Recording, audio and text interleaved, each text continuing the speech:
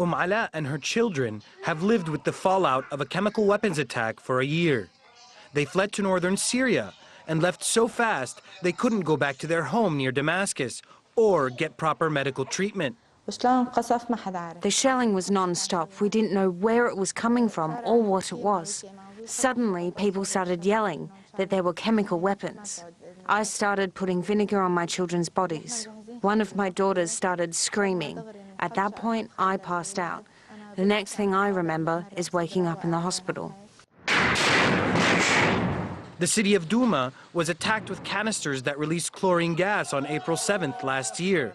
That's according to the Organization for the Prohibition of Chemical Weapons. At least 43 people were killed and dozens of civilians injured. The Syrian opposition, the US and the UK say the regime was behind the attack. Russia and the regime say the attack was staged by the opposition. A week later, the US, France and the UK launched airstrikes on Syrian weapons depots. A group of civil society leaders who also survived the attack fled north like Ala.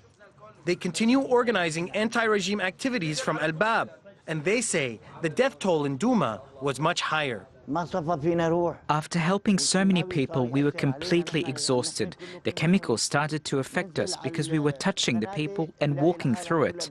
After a while, we went down into the bunkers and found everyone was dead. I saw it with my own eyes, 187 bodies. We started moving them out so that they could be buried.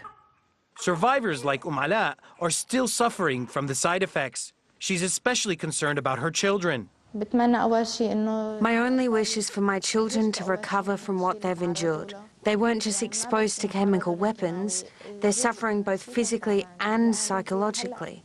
My daughter wakes up from her sleep screaming. She's afraid of any knocking sounds. One of my daughters still can't breathe without an inhaler. We're living in a state of terror. Even with international investigations confirming the use of illegal chemical weapons and calls from world leaders to hold those responsible to account, victims of these attacks will carry the scars for years to come. Obaidahito, TRT World.